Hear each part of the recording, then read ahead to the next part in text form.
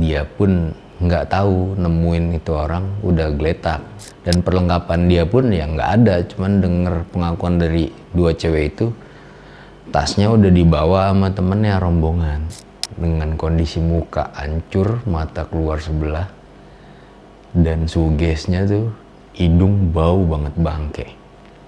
Itu baru pertama kali seumur hidup gue yang nyaksiin namanya pocong. Cerita misteri ada di sekitar. Awal sih paling pengalaman kalau naik gunung. Nyoba-nyoba beberapa kali naik gunung, baru ngerasain mungkin naik gunung yang ketiga kalau nggak salah.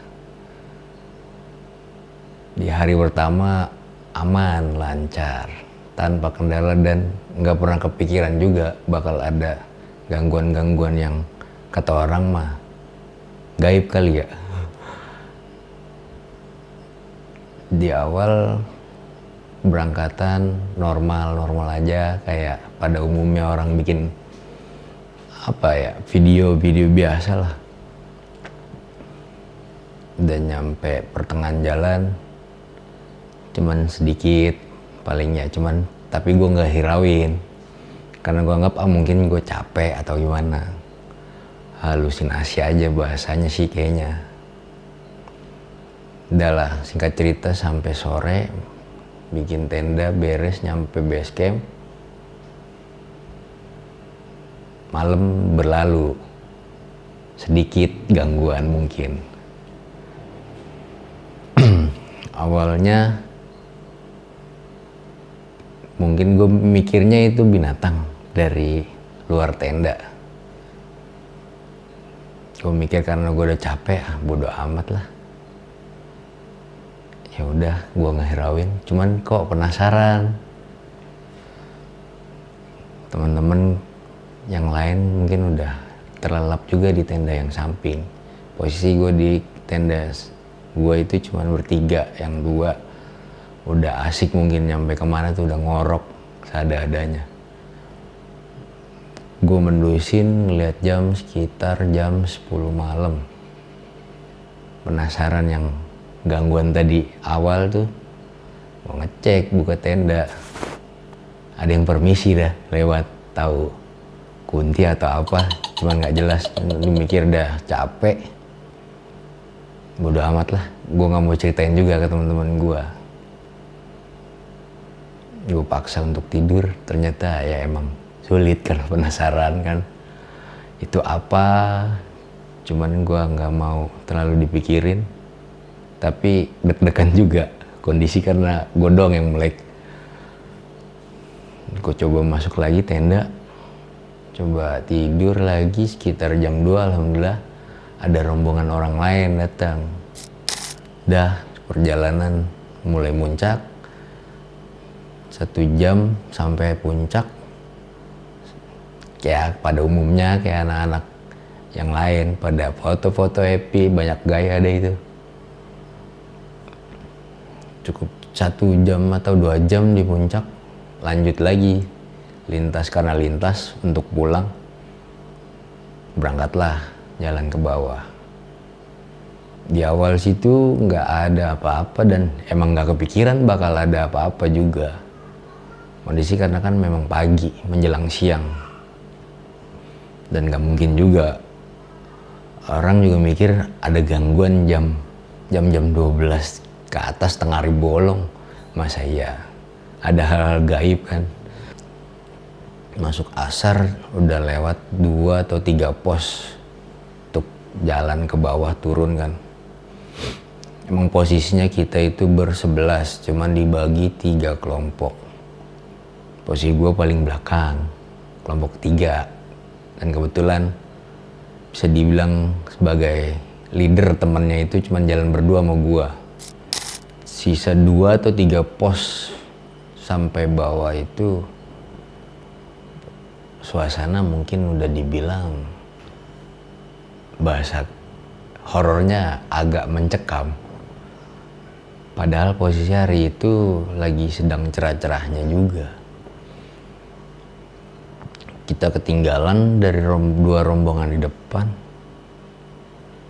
Dan gak lama kok ada di depan kita jarak 50 meter. Dua wanita teriak-teriak minta tolong. Awalnya gue mikir entah dia jatuh apa gimana kan. Kita samperin lah dengan inisiatif. Posisi di belakang kita pun, padahal posisi itu sore, tapi kenapa kondisi sepi. Awalnya nggak mikir kalau bakalan sesepi itu, dan selanjutnya ada kejadian yang aneh lah. Udah kita jalan nyamperin kedua cewek itu, ternyata ada satu orang laki-laki posisi di jalur itu pingsan, dan bobot lagi itu bisa dibilang 100 kilo ke atas. Dan buat gua ibaratnya yang pendaki baru, ngelihat style dia pun nggak sewajarnya untuk di posisi di gunung, karena pakai celana bahan bokap gawe, sendal pun pakai sendal kulit yang harusnya dia buat kondangan, pakai sweater, dan gue buka sweaternya nggak pakai kaos dong.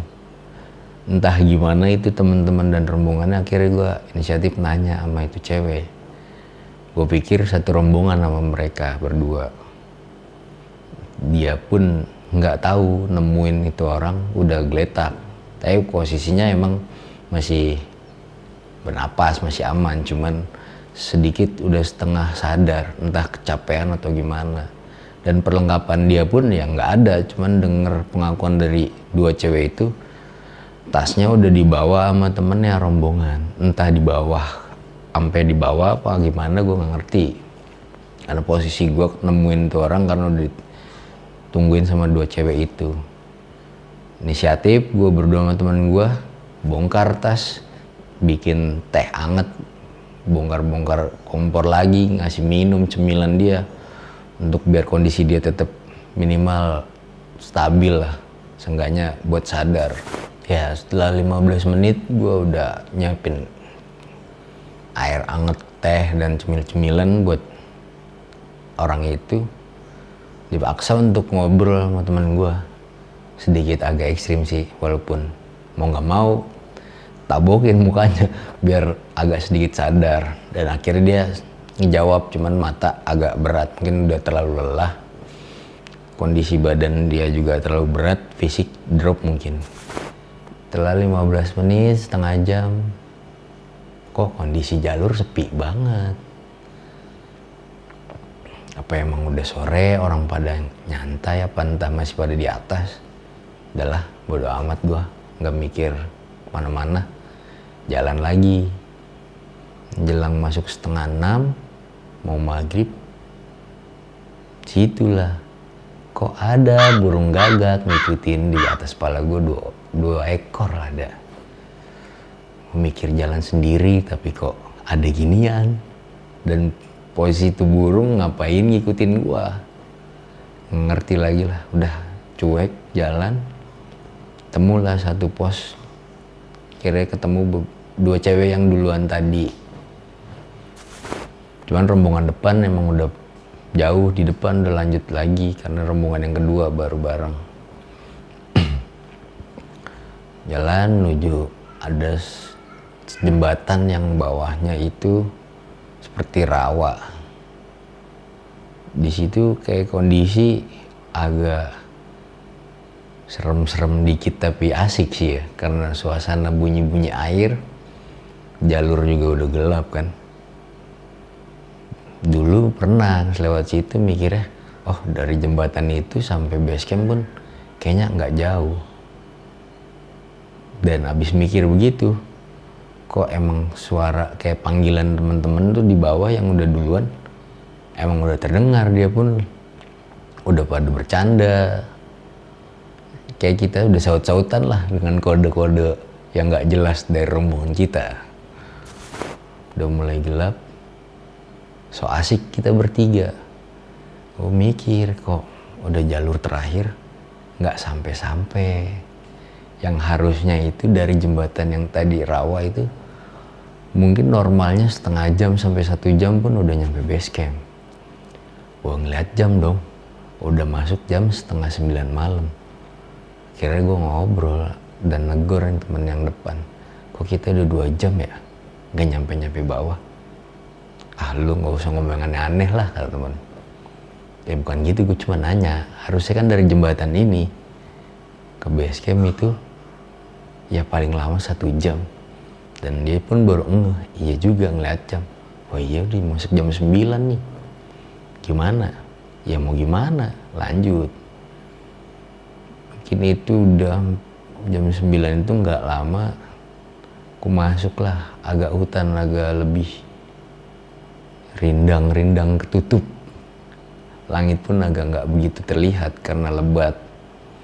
Cuman posisi setelah masuk itu, entah gua doang yang sadar atau sama temen yang 2 itu, dalam hutan itu ada sepetak kebun pisang dan itu ketinggian masih 1400 mdpl. Sedikit heran dong gua, cuek lah. Setelah lewat itu, kuping tuh kayak ada yang ngebisikin, kayak suara kakek-kakek yang udah tua, cuman suaranya berat. Dia pun sedikit kayak ngasih kode entah gimana. Awalnya cuman suara, setelah itu kok potongannya kayak kakek kecil tapi matanya melotot, kok kayak ngikutin gua di belakang. Dia tuh kayak ngebisikin wah begitu. Posisi itu pas di tikungan itu ada batu gede gitu. Duduklah gua sampai bilang permisi karena tuh suara ngikut mulu kan. Nah teman gue yang satu itu dia ngomong, gue pengen kencing nih. Ya, setelah dia ngomong gitu gue bilang jangan di belakang gue kencingnya. Kenapa sih emang? Udah jangan di belakang. Dengan mungkin dia udah susah nahan kali ya. Buka lah celananya, mungkin kencing di belakang gua. Dan setelah bis baru kencing, jalan dong, ngikutin ke depan gua. Lalu kencing, kok jalan? Parah lu, bukan gue bilangin tuh, kata teman gua. Kan tadi udah gue bilang jangan di belakang gua. Kenapa emang? Bisikin suara lu kan, kuping lu kan. Iya parah banget. Udahlah buru lah. Ya udah, mungkin emang kena juga berarti tuh. Gua kira gue doang. Cuman gue udah peringatin jangan di belakang gue. Udahlah, jalan lagi mulai. Suasana makin asik lah, bahasanya mencekam malam itu. Masuk jam 9 lewat, jalan. Setelah pohon pisang itu, ada tuh sejenis pohon apalah. Mungkin kalau di sini kayak beringin tapi enggak. Kan posisi itu pohonnya berdiri berdua bareng begini sejajar. Gua penasaran pengen nengok tapi ragu. Kira temen gue udah jalan depan, gue karena posisi paling belakang. Dengan memberanikan diri deh, coba nengok di jalur. Ya nggak tahu lah ya. Ini gue cuman penglihatan gue sama cerita. Lo mau percaya apa enggak? Itu baru pertama kali seumur hidup gue yang nyaksiin namanya pocong. Dengan kondisi muka hancur, mata keluar sebelah, dan sugesnya tuh hidung bau banget bangke. Gue sampai sempet diem dan ditegur akhirnya sama teman gue. Lo ngapain berhenti? Sepi di belakang. Ya gue posisi ngelamun karena habis nyaksin itu. Pocin kali ya bahasa asiknya. Setengah jam kok suges lagi kayak mata. Kok ada dia ada banyak ya kan. Setiap gue nengok ada. Setiap nengok ada. Entah emang itu bener ngikut apa gimana gue gak ngerti. Udahlah jalan tuh masuk jam 9:30. Lewat hampir jam 10. Posisi itu gue pasti tetap paling belakang. Gue emang senengnya begitu. Gue penakut cuman penasaran. Dan sampailah akhirnya alhamdulillah sampai base camp, ketemu teman-teman. Belum sempet gue ceritain lah masalah itu. Ngobrol-ngobrol asik. Tadi lu bukan ada main saut-sautan kita ya? Apaan, gue dari tadi udah dari abis Isya di sini. Loh, terus tadi siapa yang saut-sautan sama gue bertiga? Yang mana gue tahu katanya kan. Udah tuh udah ketemu teman-teman 11 orang itu. Udah nggak terlalu dipikirin. Kira nyampe base camp, prepare semuanya, buang-buangin sampah yang dari atas kita kan, regis check out sama penjaga, mulai bersih, udah rapi semuanya. Kita bersepakat buat nunggu sampai pagi, jumpang tidur di base camp. Kira pada tidur, pagi lah baru kita cerita-cerita tuh sebelum berangkat pulang. Habis cerita-cerita kegiatan yang kemarin-kemarin, gue coba cerita, lu nyaksin ini gak sih yang semalam setelah habis lu kencing terakhir? Gue ngeliat itu doang. Nah, mungkin yang pas di sana yang gue sebut leader itu ternyata dia pun ngerasain karena dia mungkin agak bisa dan sensitif jiwanya ya. Setelah 2 hari kita pun diajak kongko lagi rame, yuk ngumpul yuk katanya. Pengalaman yang kemarin kita naik sama balik-balikin lah banda-banda yang kita pinjem, ngobrol lah semua. Itu posisinya emang nyantai, orang pada ngopi. Setelah itu ngobrol-ngobrol, penasaran dong gua ngeliat dokumentasi foto-foto yang selama perjalanan. Dan anehnya itu di handphone mungkin 30% dokumentasi itu banyak yang hilang. Dan di sampah foto pun yang udah dihapus nggak ada juga. Mikirnya memori gue rusak, sedangkan HP gue nggak ada memorinya, masih internal. Ada beberapa foto yang agak aneh dan temen gue yang leader itu sedikit nyoba nanya sama yang mungkin lebih paham. Awalnya sih gue bilang jangan, takutnya musik apa gimana. Setelah dibaca katanya ngeliat dari foto itu, nah itu yang terakhir gue ceritain itu, entah suka atau gimana sempet mau ngikut. Dan akhirnya ya fisiknya mungkin kita bertiga agak sedikit kuat, cukup ngeganggu lo aja katanya. Sampai di situ aja cerita gua malam ini. Terima kasih.